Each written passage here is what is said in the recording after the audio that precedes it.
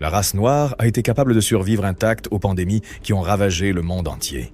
Et ce n'est pas par manque d'exposition, mais bien grâce à un élément qu'ils portent dans leur sang. Les corps qui ont évolué dans la région de l'équateur de notre planète possèdent un secret, un avantage qui leur vient d'il y a plus de 200 000 ans. Au cœur de l'Afrique équatoriale, la radiation ultraviolette a été d'une telle intensité que le corps humain a dû s'adapter en se forgeant son propre bouclier. La mélanine. Oui, ce pigment essentiel qui définit la couleur de la peau, des cheveux et des yeux. Mais chez la race noire, sa fonction va bien au-delà de la simple esthétique. D'une part, la mélanine, lorsqu'elle est présente en forte concentration, agit comme un filtre solaire biologique, offrant une protection efficace contre les rayons UVA et la radiation ultraviolette. Mais elle possède également des propriétés antioxydantes et neurologiques très importantes. C'est littéralement une défense intégrée à même la structure cellulaire. Et cela change absolument tout. Dans les régions de l'Afrique équatoriale, où le rayonnement solaire est particulièrement brutal, la peau foncée ne protège pas seulement des coups de soleil, mais aussi des mutations génétiques, des dommages à l'ADN et des maladies induites par le soleil, comme le cancer de la peau. Mais le plus troublant, c'est une mutation génétique qui les empêche de développer des maladies comme le sida. Non, elles ne rendent personne complètement immunisée, mais elles ralentissent le virus, elles lui rendent difficile de progresser. Il en va de même pour le paludisme. Certaines variantes génétiques altèrent la forme des globules rouges, ce qui rend plus difficile pour le parasite de s'y loger. Mais ce qui semble être un avantage pour la race noire est en réalité une arme à double tranchant. Les parasites ne peuvent pas infecter les cellules aussi facilement, et cela sauve des millions de vies. Oui, en échange d'un prix évolutif. La possibilité de développer une anémie falciforme qui provoque des douleurs chroniques, des hospitalisations et une espérance de vie réduite pour ceux qui en souffrent. De plus, la peau très foncée compliquait la synthèse de vitamine D aux latitudes élevées, ce qui, dans les mondes modernes, se traduit par davantage de carences et de risques immunologiques s'il n'y a pas de supplémentation et d'accès sanitaire adéquat. En d'autres termes, ce qui a constitué un avantage décisif il y a des millénaires peut se transformer en une limitation lorsque l'environnement change. C'est pourquoi, malgré ces adaptations spectaculaires, nous ne pouvons pas affirmer que la race noire est la meilleure. Car même ces forces peuvent devenir des vulnérabilités. Et vous avez peut-être vu sur internet des personnes noires sauter de hauteur folle, tomber, prendre des coups et se relever comme si de rien n'était. Cela a aussi une explication. Les os des personnes d'ascendance africaine ont tendance à avoir une densité minérale plus élevée. Non seulement ils résistent mieux aux chocs ou aux fractures, mais ils montrent une moindre propension aux maladies comme l'ostéoporose. Cela influence également la biomécanique, ce qui leur confère généralement une plus grande efficacité pour la course, le saut et la résistance aux impacts. C'est l'adaptation génétique de milliers de générations ayant affronté l'un des environnements les plus extrêmes de notre planète. Cependant, cette même densité osseuse peut représenter un désavantage médical. Les scanners traditionnels ne détectent pas toujours facilement les fractures internes, ce qui peut compliquer les diagnostics et les traitements. Mais le plus surprenant, c'est que toutes les peaux foncées ne fonctionnent pas de la même manière. Dans certaines régions de l'est du continent, où la lumière du soleil tombe presque à pic toute l'année, apparaissent des tons si profonds qu'ils semblent parfois refléter une lueur bleutée. Cette teinte hypnotique était répandue au sein des communautés de la vallée du Rift et du Soudan du Sud. La raison exacte n'est pas encore entièrement comprise. Les scientifiques le soupçonnent qu'il s'agit du résultat d'une combinaison unique de facteurs tels que la génétique, l'altitude, l'intensité solaire et même le type de végétation qui filtre la lumière. En d'autres termes, la couleur de leur peau est l'empreinte visible d'une évolution millénaire marquée par le soleil. Et nous ne faisons qu'effleurer la surface du sujet. De nouvelles études suggèrent que la mélanine pourrait influencer des processus cérébraux complexes, depuis la manière dont les neurones communiquent jusqu'à la façon dont le cerveau gère le stress ou le vieillissement. Il n'y a pas encore de conclusion définitive, mais ce qui est clair, c'est que ce que nous considérons simplement comme une couleur de peau pourrait n'être que la partie visible de l'une des adaptations humaines les plus impressionnantes qui existent. Il y a quelque chose d'étrange chez les Asiatiques. Ce n'est ni sa peau claire, ni la forme de ses yeux, ni sa taille moyenne. C'est ce qui ne se voit pas, ce qui se passe à l'intérieur. Si le corps humain était un système d'exploitation, celui de la race asiatique serait une version optimisée pour résister, conserver et garder le contrôle. Parfois avec une force brute, mais avec une précision chirurgicale en presque tout le reste. Dans les régions de l'Est de l'Asie, la Chine, la Corée, le Japon, les hivers étaient secs et extrêmes, mais pas assez froids pour nécessiter un corps volumineux.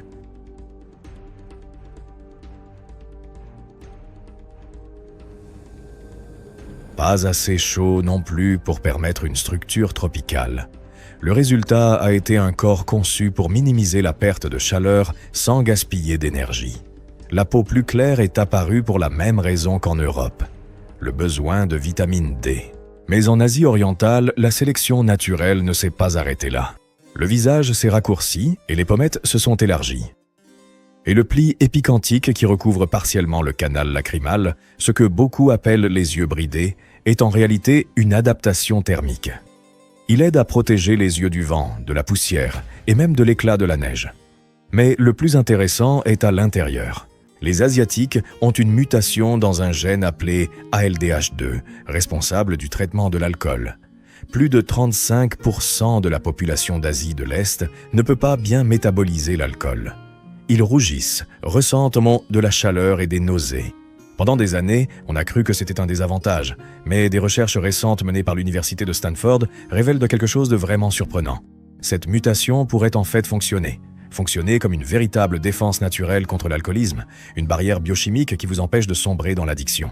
Évolutivement, cela a une valeur énorme, mais ce n'est pas très clair. Et ce n'est pas la seule chose. Ils ont aussi une densité plus faible de glandes sudoripares apocrines, ce qui se traduit par moins d'odeur corporelle.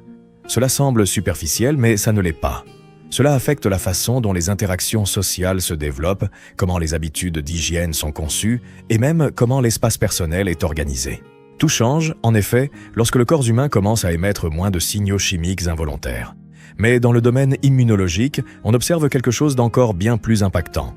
Comparé à d'autres régions du monde, les populations asiatiques ont démontré une prévalence significativement moindre de maladies auto-immunes, ce qui suggère un système immunitaire plus finement régulé et donc moins enclin aux attaques internes. Cela ne veut pas dire qu'ils sont totalement immunisés contre tout, mais plutôt que le corps réagit avec moins de violence et plus de précision, surtout dans leur environnement habituel, car s'ils s'en éloignent, d'autres problèmes peuvent apparaître, que nous verrons très bientôt.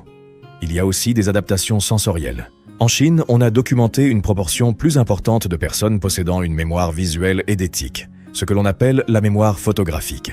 Ce n'est pas un super pouvoir courant, mais statistiquement, il apparaît avec une fréquence plus élevée que dans d'autres régions du monde. Rien dans cette race ne sous-entend une force physique sauvage. Ce qu'il y a, c'est une efficacité silencieuse. Chaque mutation semble viser l'idée de contrôle. Moins de dépenses caloriques, moins de pertes de chaleur, moins d'impulsions débordantes et moins de signaux indésirables. C'est une évolution qui a priorisé l'équilibre, le système nerveux sympathique, le tonus musculaire et la sensibilité thermique. Tout semble fonctionner en mode de précision. Et cette précision, sur le long terme, leur a conféré un avantage brutal. Mais dans les contextes modernes, par exemple, cette même génétique qui leur a donné le contrôle peut se retourner contre eux. Une plus grande propension à développer des intolérances alimentaires, une capacité réduite à bien absorber la vitamine D dans les régions au climat souvent nuageux et une forte susceptibilité au syndrome métabolique lorsqu'ils adoptent des régimes alimentaires de type occidental. C'est comme si le corps des personnes d'origine asiatique était calibré ou programmé pour une formule nutritionnelle très spécifique et que la moindre déviation de celle-ci le déséquilibrait entièrement. La race amérindienne. Imaginez migrer à pied pendant des générations, traverser des glaciers, survivre à des gelées brutales, parcourir des continents entiers sans boussole ni carte. C'est ce qu'ont fait les ancêtres des peuples autochtones d'Amérique. Ils sont arrivés d'Asie par le détroit de Bering et se sont enfoncés dans un continent qu'ils ne connaissaient pas. Le climat se modifiait tous les quelques centaines de kilomètres. La faune était différente, la végétation imprévisible. Et pourtant, ils ont survécu, non par la force, mais par une adaptation extrême. Le corps de la race amérindienne est devenu une véritable machine de conservation. Quand la nourriture se faisait rare, le métabolisme réagissait. Quand les températures baissaient, l'énergie se concentrait. Quand les protéines se faisaient rares, elles étaient recyclées. Ils ont été sélectionnés pour faire plus avec moins, pour résister des semaines avec le strict nécessaire, pour convertir une réserve alimentaire minimale en une performance prolongée. Cette efficacité métabolique représentait un avantage considérable dans les contextes de chasse et de cueillette. La graisse s'accumulait avec une grande facilité et était retenue plus longtemps. Le corps avait appris à ne rien gaspiller. En termes évolutifs, c'était parfait, mais cet avantage caché comportait une vulnérabilité silencieuse. Mais quand sont arrivés les aliments transformés, le sucre raffiné, les graisses saturées et les régimes modernes, cette même efficacité est devenue un piège. Le corps ne savait absolument pas comment gérer toute cette énergie superflue. Il ne possédait tout simplement pas de bouton d'arrêt. Et c'est précisément ce qui explique pourquoi, de nos jours, de nombreuses populations autochtones affichent des taux extrêmement élevés de diabète de type 2, d'hypertension artérielle et de maladies cardiovasculaires. Leur corps a été conçu pour la rareté, non pour l'excès. Et l'adaptation ne s'est pas limitée à l'aspect interne. Nos sens ont également évolué. Des études démontrent que certains groupes autochtones possèdent une capacité supérieure de navigation spatiale, avec des structures cérébrales liées à la mémoire topographique plus développée. Ils pouvaient se souvenir des chemins à travers montagnes, vallées et forêts, sans repères visibles. Et ce n'est pas un hasard. Se perdre dans ce monde sauvage signifiait mourir. Ils présentaient également une réponse immunitaire très fortement localisée. Ayant vécu isolés durant des milliers d'années, leur système immunitaire s'était spécifiquement adapté aux virus et aux bactéries propres au continent américain. Cela a fonctionné jusqu'au jour où les Européens sont arrivés. En l'espace de quelques décennies, des maladies comme la variole et la rougeole ont anéanti des populations entières. Le problème n'était pas leur biologie, mais plutôt l'interruption brutale d'un équilibre construit durant des millénaires. Malgré tout, le patrimoine génétique des peuples autochtones d'Amérique demeure l'un des plus robustes de la planète. À des altitudes extrêmes, comme dans la cordillère des Andes, leur organisme génère davantage de globules rouges. Dans des forêts tropicales comme l'Amazonie, la peau et le système de thermorégulation du corps s'adaptent parfaitement à la chaleur humide. Et dans les déserts du nord du Mexique, le corps retient les liquides comme si chaque précieuse goutte était de l'or. Mais chacune de ces brillantes adaptations est née d'une nécessité, d'un problème que le corps a appris à résoudre. Et c'est pourquoi, même si le monde moderne a aujourd'hui changé les règles du jeu, sa conception originelle demeure bien présente. C'est l'architecture d'un corps qui a appris à vivre en mouvement sans aucune garantie. La race des sommets. À 4000 mètres d'altitude, au-dessus du niveau de la mer, l'air n'est absolument pas comme celui que nous connaissons. Chaque respiration est ténue, incomplète, et le corps humain n'est tout simplement pas conçu pour cela, sauf dans quelques rares cas exceptionnels. Tant dans les Andes qu'au Tibet, il y a des peuples qui naissent, grandissent et vivent. Ils vivent à des altitudes qui feraient s'effondrer la plupart des gens. C'est une adaptation génétique qui s'est développée au fil de milliers d'années, à l'insu du reste du monde. Dans les régions des Andes, le corps humain a réagi de manière très directe. Il a produit plus de globules rouges, plus d'hémoglobine, et a développé une plus grande capacité à capter l'oxygène dans le peu d'air disponible. Mais cette solution a un coût non négligeable. Le sang s'épaissit considérablement et le cœur doit travailler beaucoup plus. À long terme, le risque d'hypertension et d'embolie est réel. C'est un avantage fonctionnel mais agressif. Au Tibet, en revanche, il s'est passé quelque chose de très différent. Là, une mutation dans le gène PAS1 a permis à ces populations de maintenir l'oxygénation sans augmenter la concentration de globules rouges. Le résultat ? Un corps qui respire comme si vous étiez au niveau de la mer, même quand l'oxygène est 40% moins élevé. C'est une solution élégante, mais plus rare et plus récente. Les deux chemins menaient à la même fin, survivre à l'impossible. Ils courent sur des pentes qui arrêteraient un athlète, dorment là où d'autres auraient besoin d'oxygène supplémentaire et donnent naissance là où beaucoup de femmes subiraient un collapsus circulatoire. Mais tout n'est pas force.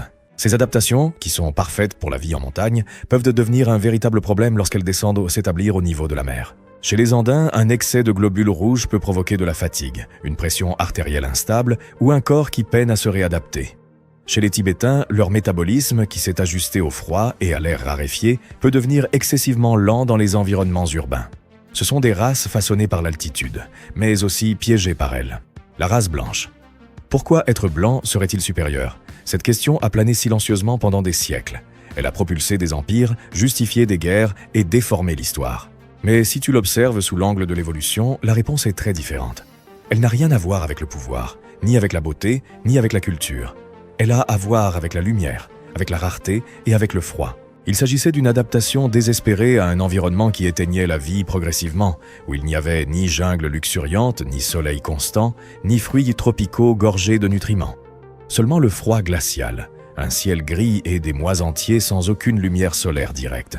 Quand les premiers humains commencèrent à migrer vers les régions du nord de l'Europe, quelque chose d'étrange commença à se produire. Les corps qui autrefois résistaient au soleil tombaient maintenant malades de ne plus l'avoir. Et c'est là que la peau commença à s'éclaircir. À l'origine, avec pour seule fonction la survie, la mélanine, qui en Afrique était absolument essentielle pour bloquer les rayons du soleil, est devenue un véritable obstacle dans les régions du Nord. Plus une personne possédait de mélanine, moins elle pouvait synthétiser de vitamine D. Et sans cette vitamine D essentielle, les os s'affaiblissaient considérablement, les grossesses échouaient fréquemment et les enfants venaient au monde avec des déformations. La sélection naturelle n'a pas tardé à se manifester. C'est ainsi qu'est apparue la peau claire, une adaptation subtile pour laisser passer davantage de lumière. Littéralement, une peau qui est devenue plus transparente afin de transformer le soleil en nutrition. Aujourd'hui, nous le tenons pour acquis, mais c'est l'une des adaptations les plus efficaces et les plus audacieuses du corps humain. La peau blanche, tel un parchemin délicat, est exposée sans défense au soleil. Elle absorbe chaque rayon disponible et le transforme en un processus de survie biochimique. Mais ce ne fut pas la seule transformation. En ces terres froides, les corps devaient aussi retenir la chaleur comme jamais auparavant. Il devint courant d'observer une morphologie plus compacte, des extrémités plus courtes, des nez plus étroits et pointus, parfaits pour réchauffer l'air avant qu'il n'atteigne les poumons, ainsi qu'une proportion plus importante de graisse sous-cutanée. Tout cela visait un seul objectif, conserver la température corporelle. En parallèle, des mutations inattendues ont fait leur apparition. Certaines personnes du nord de l'Europe ont développé une tolérance au lactose à l'âge adulte. C'est une chose rarissime d'un point de vue évolutif. Dans presque le monde entier, les humains perdent cette capacité après l'enfance. Mais ici, pouvoir digérer le lait signifiait un accès essentiel à des calories, du calcium et de la graisse animale, même en plein hiver. Cela représentait un véritable super-pouvoir sur le plan nutritionnel. Mais ce n'est pas tout. Il y a encore un autre aspect important. Lorsque les conditions de lumière étaient faibles, la capacité visuelle a également connu une transformation. L'iris de l'œil a commencé à s'éclaircir de manière significative. C'est de cette façon que sont apparus les yeux de couleur bleue, grise et verte. Non pas parce qu'ils étaient d'un meilleur, mais parce qu'il n'était plus nécessaire de bloquer la lumière. Ce qui est curieux, c'est qu'avec le temps, ces caractéristiques se sont devenues des standards de beauté partout sur la planète. Mais leur origine est purement fonctionnelle, comme vous l'aurez vu dans la vidéo sur les avantages évolutifs que cachent les couleurs des yeux. Et alors, pourquoi continue-t-on de croire que la race blanche est supérieure? Parce qu'elle fut la première à sortir de la pénurie, parce que ces adaptations, conçues pour survivre au froid et à l'ombre, ont mieux fonctionné dans les environnements urbains, industriels et modernes, parce que le monde que nous avons construit avec des toits, des lampes et du lait en briques ressemble bien plus au nord de l'Europe qu'au cœur de la savane africaine. Dans ce nouvel environnement, sa conception s'est intégrée plus rapidement, ce qui a créé l'illusion d'un avantage. Cependant, la biologie, elle, ne ment jamais. La race blanche est le résultat d'une carence. Tout ce qui apparaît comme un atout visuel a commencé comme un désavantage environnemental. La peau claire augmente le risque de cancer de la peau. La tolérance au lactose est inutile dans les environnements sans produits laitiers et cette efficacité thermique n'offre aucun avantage dans les tropiques. Cela ne signifie pas qu'elle est inférieure. Cela signifie seulement qu'elle a été faite pour survivre là où presque personne ne le pouvait. Et peut-être que c'est bien une forme d'avantage. N'oubliez pas de soutenir ce type de contenu en vous abonnant et en regardant cette autre vidéo très curieuse qui vous enchantera.